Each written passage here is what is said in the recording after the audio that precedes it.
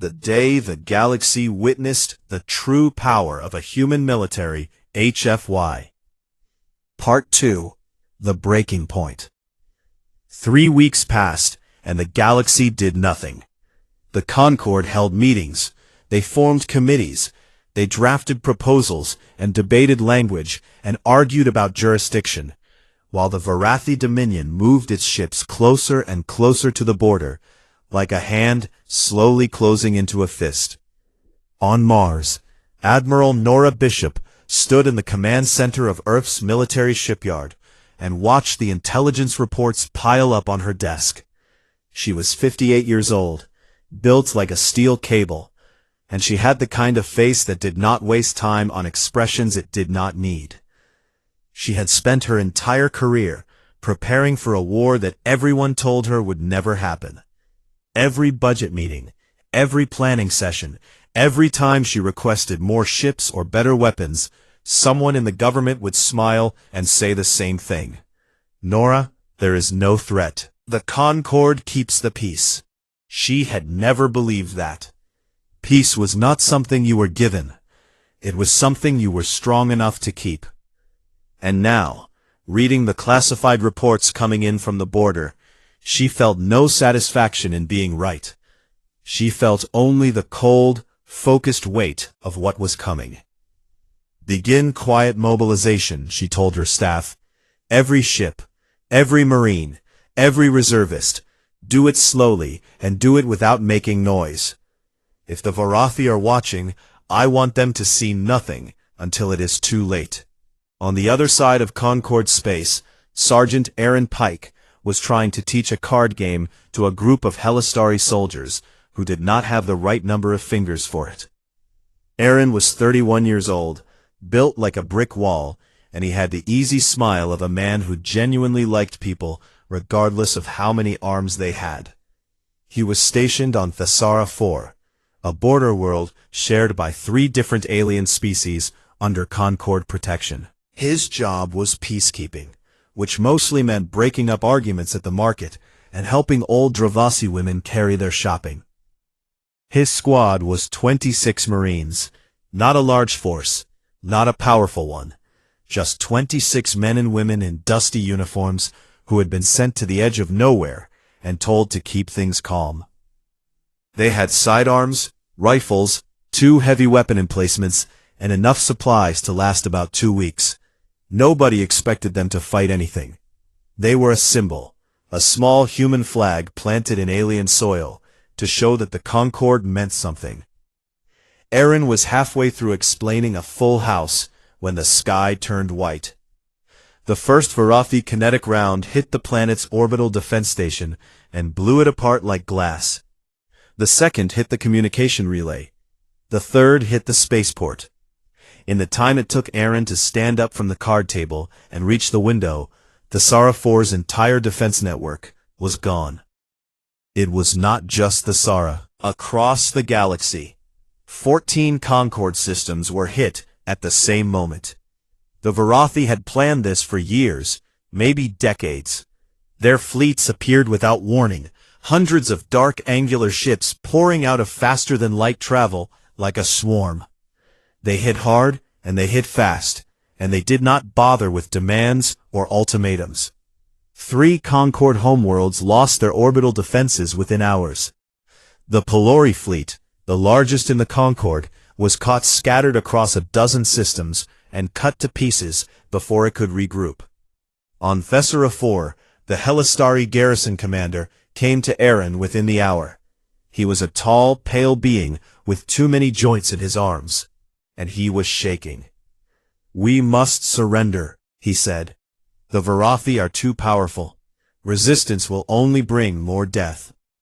Aaron looked at him. Then he looked out the window at the settlement behind the garrison. 60,000 beings lived there.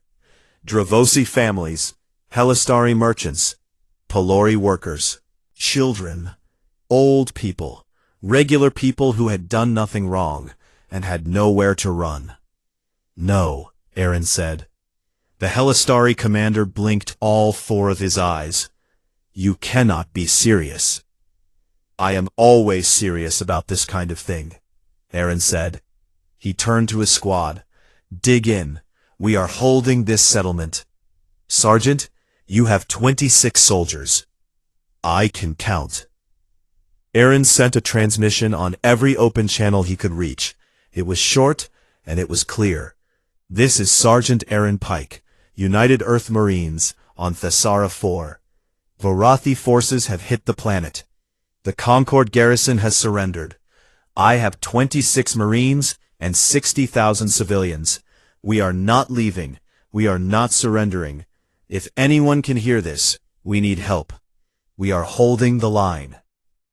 The message went out into the dark, and Aaron did not know if anyone heard it.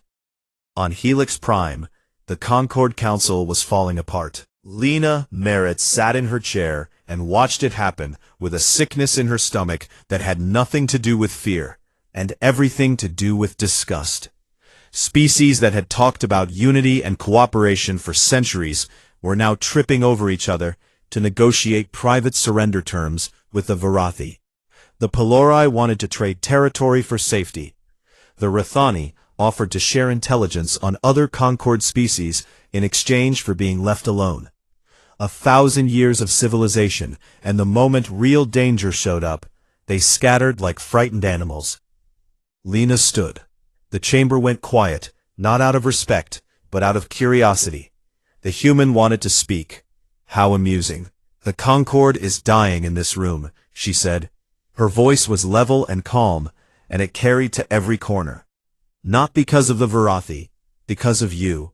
Every one of you who is trying to buy your own safety by selling out everyone else. I want you to know that Earth sees what you are doing. And I want you to know that we will not do the same. The Pelori delegate leaned forward. He was enormous, amphibian, and smug. Ambassador Merritt, your species controls a small fleet and a handful of colonies. What exactly do you intend to do? Lena looked at him, and for the first time in 8 years on this station, she did not bother hiding what she really felt. You have spent 60 years laughing at us, calling us short-lived, calling us fragile, telling us we are too small and too young to matter. And maybe you were right about some of that. We do not live as long as you. We are not as strong as the Helistari, or as fast as the Dravosi. But there is one thing you have never understood about humans. She paused. You have never seen us fight. Not really. You have seen us keep the peace. You have seen us patrol borders, and escort trade ships, and smile politely at your insults. But you have never seen what happens when you threaten the people we care about. She gathered her documents and walked toward the door. You will see it now. Above Mars, Admiral Bishop received the authorization she had been waiting for. Full mobilization, no restrictions, no budget concerns, no political negotiations.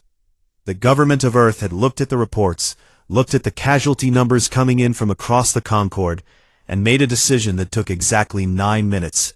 Fight. The shipyards above Mars came alive.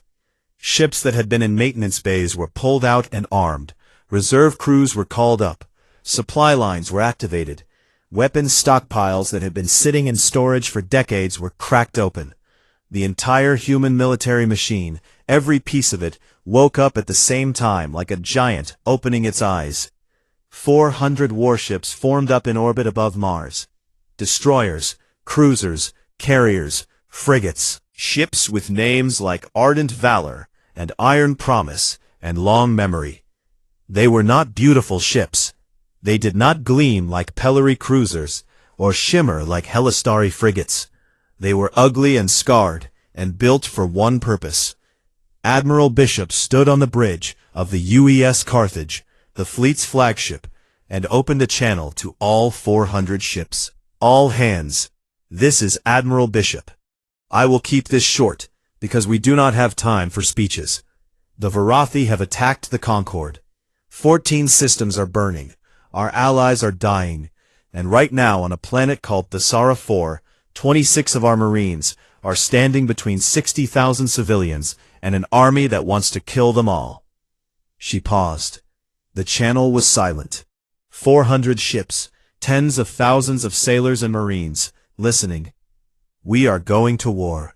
Not for territory, not for pride. We are going because there are people out there, human and otherwise, who need us, and we do not leave anyone behind. That is who we are. That is who we have always been. She cut the channel and looked at her navigation officer. Set course for the Thesara system, maximum speed. The second fleet turned as one and jumped to faster-than-light travel. 400 ships vanishing from Mars orbit in a wave of light. And behind them, in the shipyards, more ships were already being prepared. Because this was not a skirmish, this was not a border dispute, this was a war. And humanity was awake now, and the galaxy was about to learn what that meant. On Thesara 4, Aaron Pike sat behind a wall of sandbags and listened to the Varathi dropships coming down through the atmosphere. The sound was like thunder that would not stop. Beside him, his marines checked their weapons and said nothing. They were scared. 26 people against an army. Aaron loaded his rifle and looked at the settlement behind him.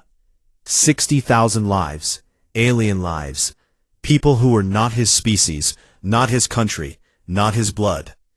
But they were his people now, because he was here and they needed him, and that was enough. That had always been enough.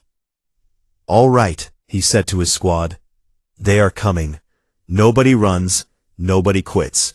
We hold until help arrives, or we hold until we cannot hold anymore. Either way, we hold. The first Varathi soldiers appeared at the edge of the settlement. They were tall, insectoid, armored in black chitin, and they moved with the mechanical precision of beings who had never lost a war. Aaron raised his rifle. Welcome to Thesara, he whispered. You picked the wrong planet. The day the galaxy witnessed the true power of a human military HFY. Part 3, The Stand at Thesara. 6 days. Aaron Pike and his 26 Marines had been fighting for 6 days, and the Varathi still could not take the settlement. It was not supposed to be possible. The Varathi ground commander had 3,000 soldiers, heavy armor, air support, and orbital superiority. He had every advantage that mattered on paper. But paper did not account for what humans were capable of when they decided not to move. In those 6 days, Aaron's Marines had turned the settlement into something the Varathi had never encountered before. They had ripped apart farming equipment and welded the metal into barricades. They had pulled irrigation pipes from the ground and filled them with explosives made from colony fertilizer. They had dug trenches through the main streets, set up kill zones at every intersection, rigged buildings to collapse on advancing troops, and turned the peaceful market square into a death trap covered by overlapping fields of fire. Every time the Varathi attacked, they ran into something new. A wall that was not there yesterday. A trench that appeared overnight. An explosive buried in the road that took out their lead vehicle and blocked the entire column behind it. The humans fought like they could see the future. Because in a way, they could. Megan Cole, back on the Ardent Valor, was sending Aaron tactical updates whenever the ship's sensors could get a clean look at the ground. But even without her help, the Marines adapted on their own. They moved positions after every engagement. They never attacked the same way twice. They learned from every fight and changed their approach within minutes. The Varathi did not understand this. Their military doctrine was built on overwhelming force and rigid discipline. When a plan failed, they executed the same plan harder. When the humans countered a tactic, the Varathi used that tactic again with more soldiers. And every time, the humans were ready. Corporal Diane Garrett had not slept more than 2 hours at a stretch since the fighting started. She was the squad's medic, a small woman with steady hands and a voice that could calm a bleeding man or a screaming child with equal ease. In 6 days, she had treated 47 wounded Marines, 83 alien civilians, and 1 Halistari soldier who had been shot while carrying water to the human position. She did not ask species or rank or name. She asked where it hurt and she fixed it. The alien civilians had been terrified at first. They had huddled in the central buildings, convinced that the humans would abandon them the moment things got bad. That was what every other military force in the Concord would do. Protect your own. Leave the others. It was simple math. But the humans did not leave. Day after day, they bled and fought and died, and they did not leave. A Marine named Chris Bowen was killed on the second day, when he ran into open ground to pull a wounded Dravasi child away from a collapsed building. He took a round through the chest and still managed to push the child into cover before he fell.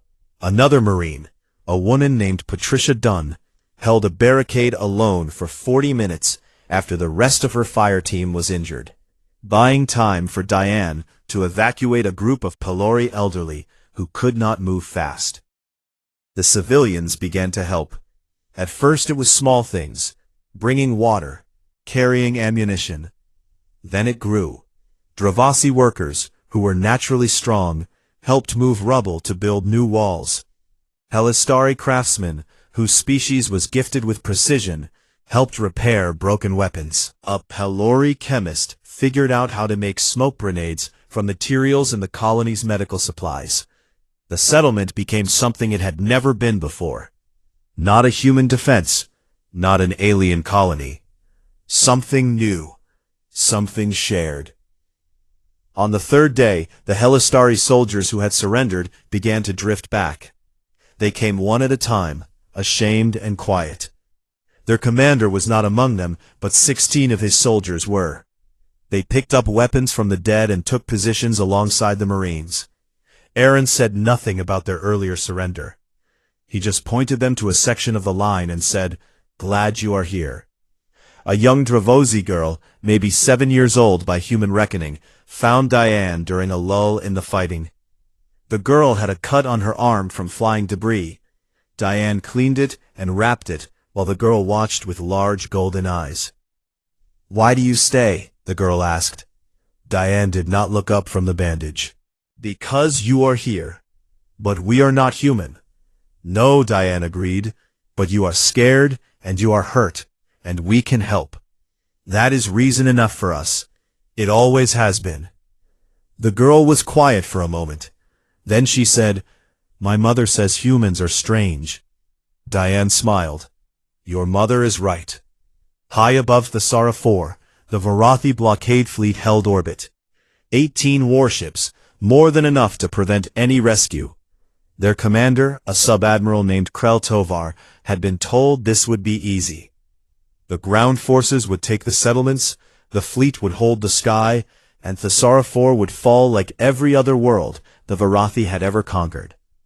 The fact that it was taking 6 days to defeat 26 ground soldiers was an embarrassment, but ultimately meaningless. No help was coming. The humans were alone. Then 6 small ships dropped out of faster-than-light travel at the edge of the system. And everything changed. Captain Lucas Vega stood on the bridge of the UES Tempest, a frigate that was barely a third the size of the smallest Varathi warship in the blockade. He was 34 years old, lean and sharp-featured, and he had volunteered for this mission knowing the odds. His rapid response group consisted of 6 frigates. 6 small ships against 18 Varathi warships. The math was not kind. But Lucas had not come here to win a fair fight. He had come to break through. "All ships, attack pattern Echo 7, he said calmly. "We are going through them, not around them.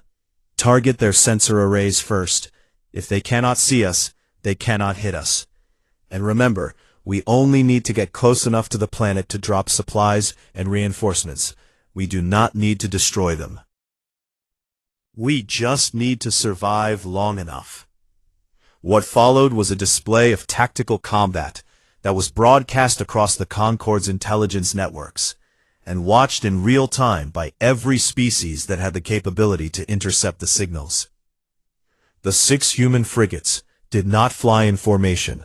They scattered, each ship taking a different angle of approach, weaving and jinking in patterns that the Varathi targeting computers could not predict. Human pilots did not fly like other species. They did not follow optimal paths or energy-efficient curves. They flew like they were insane, making sharp turns that pushed their engines to the breaking point, diving toward enemy ships and pulling away at the last possible moment, using the Varathi's own vessels as shields against each other's fire. Lucas's tactical approach was built on a simple truth. The Varathi were stronger, but they were predictable. Their shield systems rotated on a fixed cycle. Their weapons had a 2-second recharge delay. Their formation doctrine put their biggest ships in the center, and their smallest on the flanks. Every one of these patterns was a weakness, if you knew where to look, and the human military had been studying Varathi combat data for years. The Tempest took a direct hit amidst the chaos. A kinetic round punched through the forward hull and killed 6 crew members on the bridge, including the helmsman and the communications officer.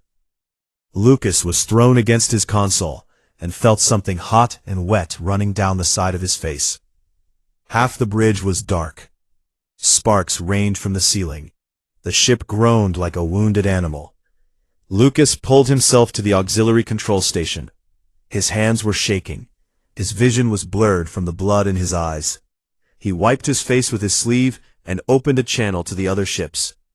Tempest is hit but still moving. Maintain attack pattern. We are almost through. Around him, the surviving bridge crew did not hesitate. They had seen their friends die 30 seconds ago, and they kept working. A young navigator named Amy Park took over the helm with hands that were steady, even though tears were running down her face. She flew the Tempest through a gap between 2 Varathi cruisers that was barely wider than the ship itself. The Varathi sub-admiral Krell Tovar watched his sensor display with growing disbelief. The human ships were absorbing damage that should have destroyed them. One frigate had lost its entire port engine array and was still fighting, spinning awkwardly through space and firing with whatever weapons still worked. Another had vented atmosphere from 3 different hull breaches, and its crew was fighting in emergency suits. They would not stop. They would not retreat. They just kept coming. 2 human frigates were destroyed in the assault. The UES Stalwart broke apart under concentrated fire. The UES Bridger took a hit to its reactor and detonated in a flash of light that was visible from the planet's surface. 47 sailors died in those 2 explosions. But the remaining 4 ships broke through the blockade. On the surface of Thessera 4, Aaron Pike heard the sonic booms before he saw the ships. He looked up from behind his barricade and saw 4 battered human frigates descending through the atmosphere, trailing smoke and debris, their cargo bays already open. Supply pods rained down on the settlement like metal hailstones. Ammunition, medical supplies, food, water. And behind the supply pods, dropships. Fresh Marines, 200 of them, pouring out of the ships before they even touched the ground. Aaron stood in the wreckage of the market square and watched the reinforcements land.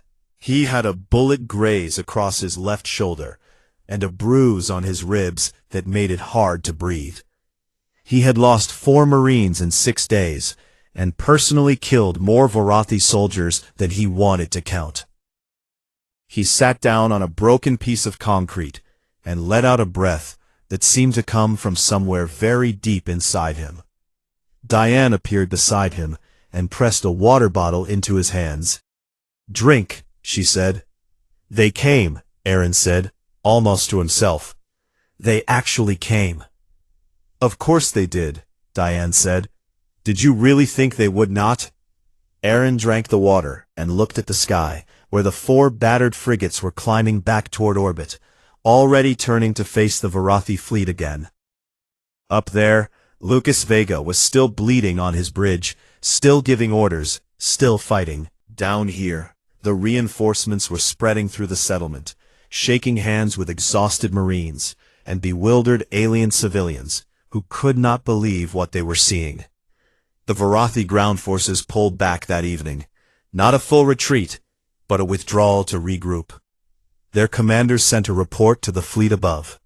It was the first time in the entire war that a Varathi ground force had voluntarily given up ground. In orbit, Krell Tovar read the report and forwarded it to the Varathi High Command, along with his own assessment of the human naval tactics. The response came back within hours, and it was distributed to every Varathi fleet commander across the galaxy. Revised threat assessment. Reclassify humans from negligible to priority target. All commands are directed to concentrate forces against human military assets. Previous assumptions regarding human combat capability are no longer valid. Treat with maximum force. Somewhere in the dark between the stars, the main Varathi armada changed course. They had been planning to push deeper into Concord space, to hit more soft targets and break more weak species. Now they turned toward human territory instead. They were coming for Earth. The day the galaxy witnessed the true power of a human military, HFY. Part 4. The Full Weight. The Varathi armada moved toward human space like a dark tide. Over 1,000 warships, the largest fleet the Dominion had assembled in 3 centuries of conquest. Dren Atal, the Supreme Fleet Commander, stood at the center of his flagship's command nest and watched the formation on his tactical display. He was a massive insectoid being, nearly 8 feet tall, his black chitin scarred from decades of war. He had conquered 11 species. He had never lost a campaign. And he had been told that this one would be no different. But something nagged at him. The reports from Thesara bothered him in a way he could not name. 26 soldiers holding a settlement for 6 days. 6 small ships breaking through a blockade of 18. Ships that kept fighting after damage that should have killed them. Soldiers who refused to retreat when retreat was the only logical option. These humans did not behave like any species he had fought before. Every other race, when faced with overwhelming force, either surrendered or fled. The humans did neither. They dug in and hit back harder. It was not logical, it was not efficient, and it was deeply, deeply unsettling. Admiral Nora Bishop was waiting for him.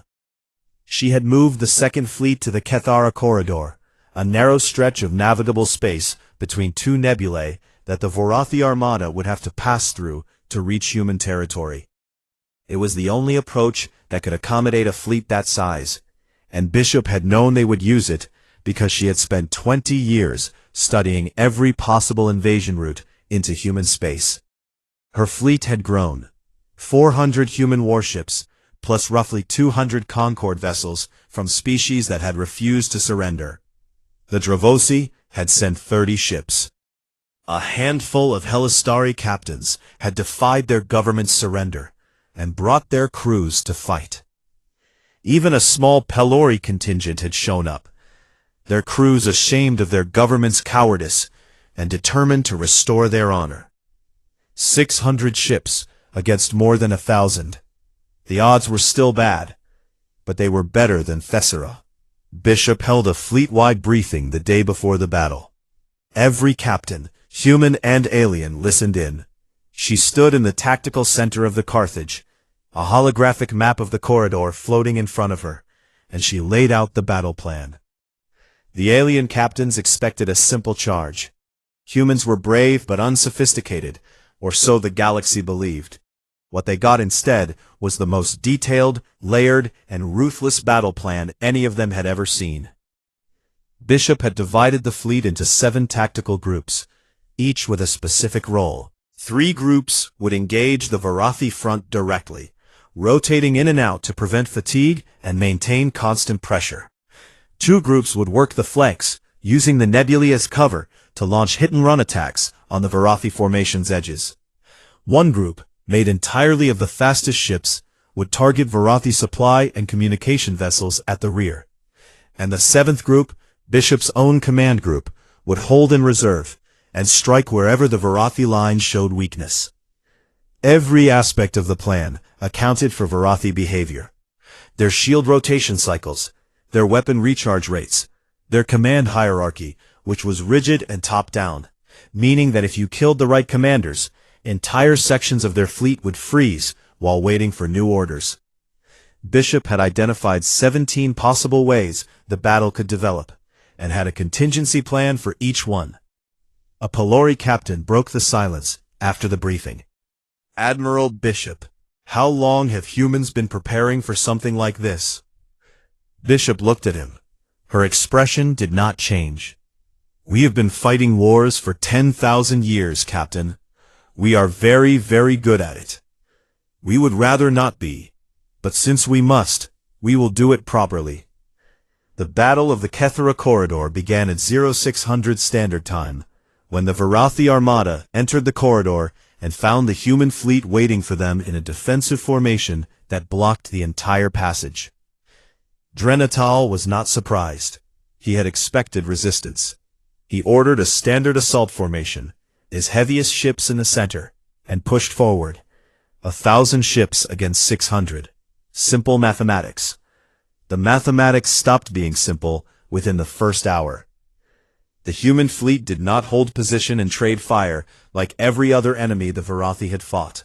Each tactical group operated with a coordination that bordered on telepathic, ships covering each other, creating overlapping fields of fire, pulling damaged vessels out of the line and replacing them without ever leaving a gap. When the Varathi concentrated fire on one group, that group would fall back and two others would close in from different angles. Daniel Hawkins was in the thick of it. The Ardent Valor was part of a wolf pack of 8 destroyers assigned to the flank group, and they tore into the Varathi formation like wolves among sheep. Megan Cole was at her console, her eyes moving faster than seemed possible, tracking enemy ship movements and identifying weaknesses in real time. "There," she said, pointing at the tactical display. "The Varathi flagship. Its shield rotation has a gap every 47 seconds on the port side. If we time a coordinated strike from 3 ships during that window, we can punch through." Daniel relayed the information to the Wolfpack. 3 destroyers aligned their approach. They waited. 47 seconds felt like an eternity, in the middle of a battle where energy beams and kinetic rounds filled the space around them like a deadly rain. The gap opened. 3 ships fired simultaneously. The combined strike hit the Varathi flagship's exposed hull and ripped through 2 of its main weapon batteries. The massive ship shuddered and fell out of formation. Dren Atal felt his flagship lurch beneath him. Warning signals screamed from every console. 2 of his primary weapons were gone. His port shields were failing. He ordered a rebalance of the shield grid and returned fire. But even as he did, he realized something that filled him with an emotion he had never experienced before. The humans were faster than him. Not their ships. His ships were faster. Not their weapons. His weapons were more powerful. But their thinking, their ability to see a weakness and exploit it before he could react, their willingness to change tactics mid-battle and try something completely new. Every time he adjusted his formation, the humans had already adjusted to his adjustment. They were always one step ahead, not because they were smarter, but because they were not afraid to be wrong. They tried things. If a tactic failed, they abandoned it instantly and tried something else. No hesitation, no committee, no waiting for orders from above. Every human captain seemed to be fighting their own battle, while simultaneously contributing to the larger plan. The Concord ships fought bravely alongside the humans, but it was the human fleet that carried the battle. When a group of Varathi cruisers targeted the weaker Dravasi ships, 4 human destroyers threw themselves into the line of fire without hesitation. The UES Iron Promise took 7 direct hits while shielding a Dravasi cruiser and kept fighting. Her captain, a woman named Grace Kemp, refused to withdraw until every Dravasi ship behind her was safe. When her bridge finally lost power, she commanded the ship from the engine room using a handheld communicator. The battle lasted 9 hours. 9 hours of constant, grinding, brutal combat. Ships exploded on both sides. Debris fields formed in the corridor like clouds of metal and death. The humans lost ships. They lost good people, but they did not break. Not once, not for a single moment. At the 7-hour mark, Daniel took the helm of the Ardent Valor himself when the pilot was injured by a console explosion. He had not flown a ship in combat since his academy days, but his hands remembered. He drove the destroyer through a field of spinning debris, dodging wreckage from destroyed ships on both sides, and lined up a shot on a Varathi carrier that was launching fighters. Megan fed him the targeting data. He fired. The shot hit the carrier's flight deck and set off a chain reaction that ripped the ship apart from the inside. At the 8-hour mark, Dren Atal looked at his tactical display and saw the truth. He had lost 312 ships. The humans had lost 47. His fleet was breaking apart, not because it was weaker, but because it could not adapt fast enough. The humans fought like water, flowing around every obstacle, filling every gap, never stopping, never stiffening, never standing still long enough to be pinned down. He gave an order that no Varathi commander had given in 300 years. All ships, retreat. The Varathi armada turned and ran. 1,000 ships, the pride of the Dominion, fleeing from a force half their size. The human fleet did not pursue. Bishop ordered a halt and let them go. She was not interested in vengeance. She was interested in ending the war. On the bridge of the Carthage, Bishop stood among her tired, bleeding crew and read the casualty reports. 47 human ships destroyed, 2,314 sailors dead. She read every name. It took her a long time. When she was done, she looked up and spoke to her communications officer. Send a message to the Varathi command. Tell them this. We are coming, not to conquer, not to destroy. We are coming to end this. And we are bringing everyone you tried to break with us. Every species you hit. Every world you burned. They are with us now. You made sure of that. She paused. And tell them that the next time will not be a battle. It will be a lesson. The message was sent. And across the galaxy, every species that had been watching, the ones who had surrendered, the ones who had hidden, the ones who had laughed at humanity for 60 years, they all saw the same thing. They saw a species that had been mocked and ignored stand up and break the most powerful military force the galaxy had ever known. Not with superior technology, not with greater numbers, with stubbornness and courage and a refusal to abandon anyone, even species that had never shown them a moment of respect. The galaxy had finally seen humans fight, and it would never look at them the same way again. The day the galaxy witnessed the true power of a human military HFY. Part 5. The New Order. The war ended 3 months after the Battle of the Kethera Corridor, and it ended not with another great battle, but with a quiet collapse. After Kethera, the human fleet did not stop. Bishop pushed forward into Varathi territory with a growing coalition behind her. Every week, more Concord species joined. The Dravosi sent their full fleet. The Helistari, shamed by their earlier surrender, committed everything they had left. Even the Pelori eventually came, their government overthrown by its own military officers, who could no longer stomach the cowardice of their leaders. The coalition swelled from 600 ships to over 1,000, and at its heart, always at its heart, were the human warships that had started it all. They did not burn Varathi worlds. They did not bomb cities or kill civilians. That surprised the galaxy more than anything else. The humans dismantled the Varathi military with surgical precision. They targeted shipyards, weapons factories, supply depots, and command stations. They destroyed the tools of war and left everything else standing. When Varathi civilians were caught in danger zones, human ships diverted to evacuate them. Varathi prisoners were treated with medical care and given food and water. Dren Atal surrendered his fleet 6 weeks after Kethara. He transmitted his surrender to Bishop personally, and she accepted it without ceremony. No humiliation, no demands for him to kneel or beg. She simply said, "The fighting is over. Stand down your weapons and we will talk."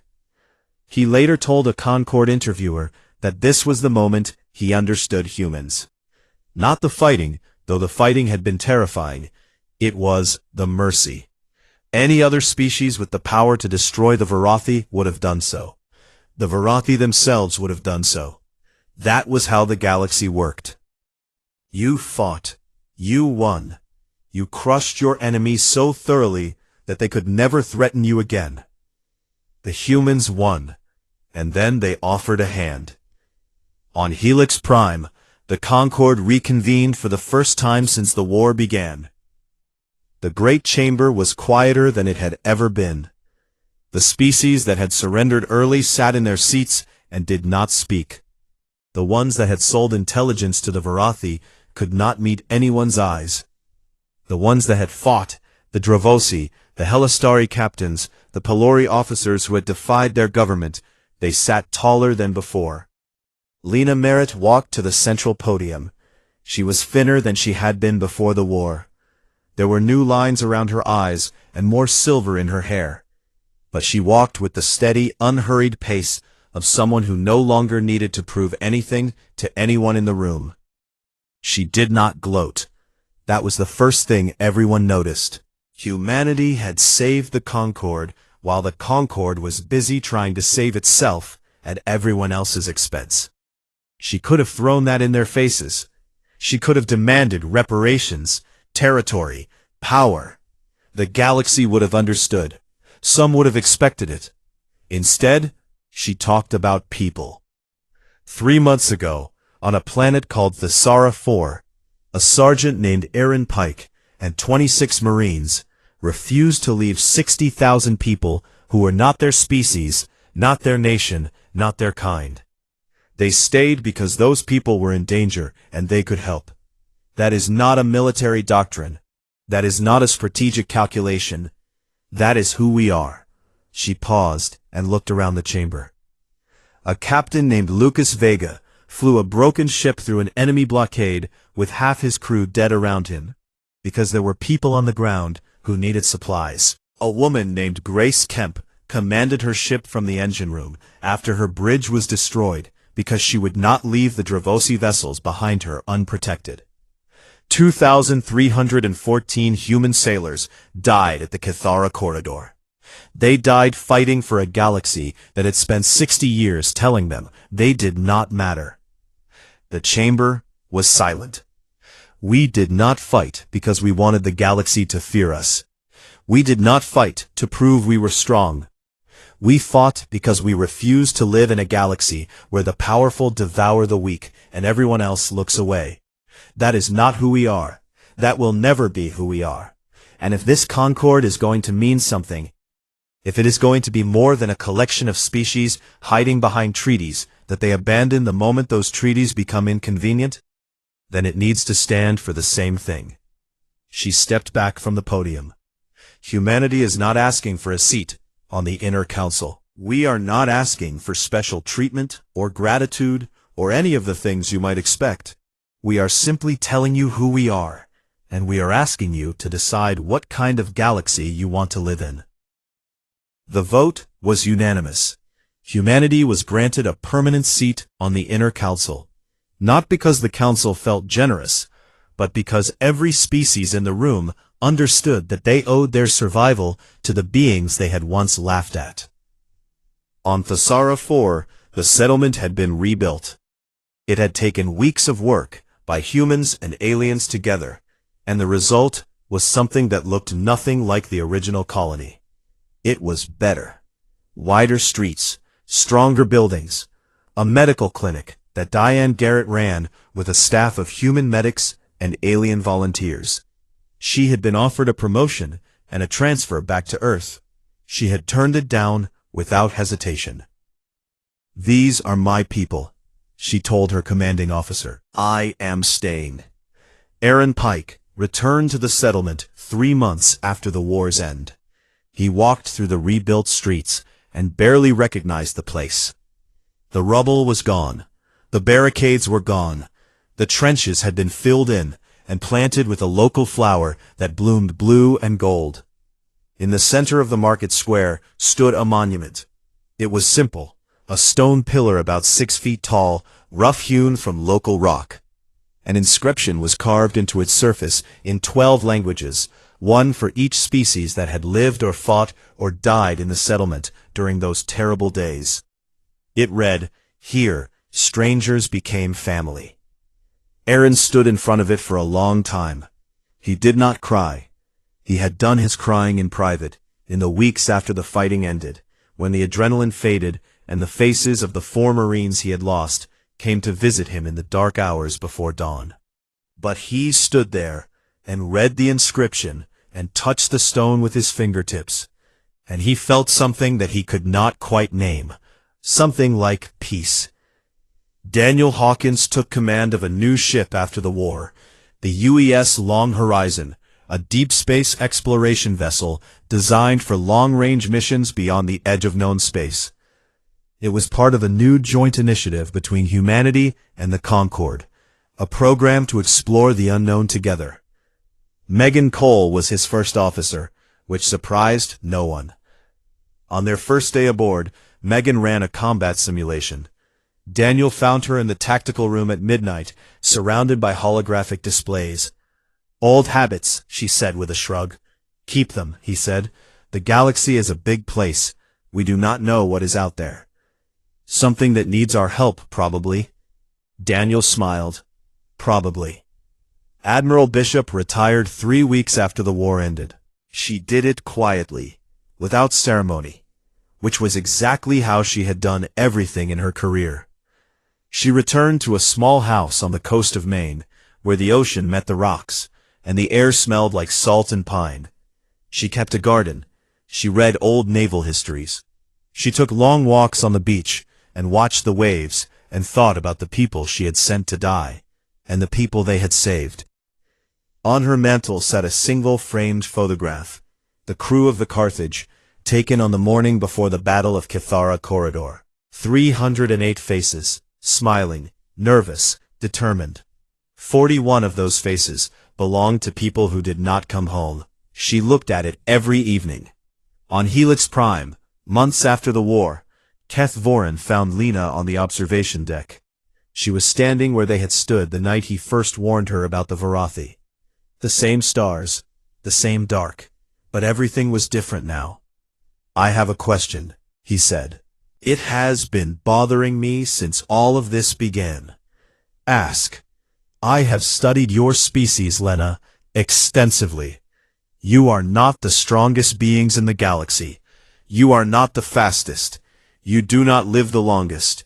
Your technology, while impressive, is not superior to a dozen other civilizations. By every measurable standard, you should be unremarkable." He turned to face her. "So tell me honestly, what makes humans so dangerous?" Lena looked out at the stars for a long time. She thought about Aaron, sitting behind a barricade on Thessera. She thought about Lucas, bleeding on his bridge. She thought about Grace Kemp commanding from an engine room, and Chris Bowen running into the open to save a child who was not his species. She thought about 2,314 names that Bishop had read one by one on a quiet bridge after the battle was over. "We care," she said simply. "That is the whole secret, Keth. We care not about power, or territory, or legacy. We care about people, all people, even people we have never met, even people who have been cruel to us. We care so much that we will burn ourselves to nothing to protect someone who needs us. Every species in this galaxy fights for survival. Humans fight for each other, and for everyone else, and we simply refuse to stop." Keth Voren was quiet for a long time. His 4 eyes blinked slowly, one pair at a time. Outside the viewport, the stars turned their ancient, indifferent light on a galaxy that had been changed forever by a species that was small and fragile and short-lived, and absolutely, terrifyingly unwilling to give up on anyone. "That," he said softly, is the most frightening thing I have ever heard." Lena smiled. "Remember it." And far away, on a dozen worlds that had been saved by strangers who became family, the lights of rebuilt cities shone against the dark, and the galaxy kept turning, and humanity kept watch, as it always had, as it always would, not because it was strong, but because it cared, and because caring, in the end, was the most powerful force the universe had ever known. The day the galaxy witnessed the true power of a human military, HFY. Part 1. The Silence Before the Storm. The galaxy had never taken humans seriously. That was the truth of it. 60 years inside the Galactic Concorde, 60 years of sitting at the back of the room while 142 species talked over them, laughed at them, and treated them like children who had stumbled into a gathering of adults. Humans lived short lives. They broke easily. Their ships were small and plain compared to the gleaming fleets of the elder races. And so the galaxy looked at humanity the way a grown man looks at a puppy trying to climb stairs. Cute, harmless, not worth worrying about. Commander Daniel Hawkins did not care what the galaxy thought. He had a job, and he did it well. He stood on the bridge of the UES Ardent Valor, a mid-sized destroyer that smelled like engine grease and recycled air, and he watched the stars slide past the viewport as the ship cruised through the outer rim of human space. The Ardent Valor was not pretty. She had dents in her hull from a cargo accident 2 years back that no one had bothered to fix. Her paint was faded, but her guns worked. Her engines were strong, and her crew was sharp. That was enough for Daniel. "Commander, we are picking up a distress signal," said Kyle Pratt, the young sensor officer sitting at his console near the front of the bridge. Kyle was 23 years old, fresh out of the academy, and he still got excited every time something showed up on his screens. "It is coming from Briar's Reach." Daniel knew Briar's Reach, a small farming colony on a quiet planet near the edge of Concorde space. About 4,000 people, mostly families who wanted open skies and honest work. Not the kind of place that sent distress signals. "Set a course," Daniel said, "and get Lieutenant Cole up here." Megan Cole arrived on the bridge 3 minutes later, her dark hair pulled back in a tight knot, and her uniform wrinkled from sleep. She was the ship's tactical officer, and she was the smartest person Daniel had ever met, though he would never tell her that because she already knew it. Megan had a habit of running combat simulations during her off hours, complicated ones that involved enemies attacking from 6 directions at once. The crew called them her overkill drills. She called them preparation. "What do we have?" she asked, dropping into her chair and pulling up her console. "Distress call from Briar's Reach. No details yet." They arrived in the system 40 minutes later and found the colony untouched. No damage, no fires, no enemy ships, just 4,000 very frightened people who had a strange story to tell. A fleet of unknown ships had passed through the system. Dozens of them, maybe more. They had come out of faster-than-light travel, hung in orbit for nearly an hour, scanned the entire planet, ignored every attempt at communication, and then jumped away without a word. The colonists did not recognize the ship designs. They were dark, angular things with no markings. They moved in perfect formation, like insects. Daniel sent a full report to Concorde Command and to Earth's United Military Command. The response from the Concorde came back within a day. It was 3 sentences long.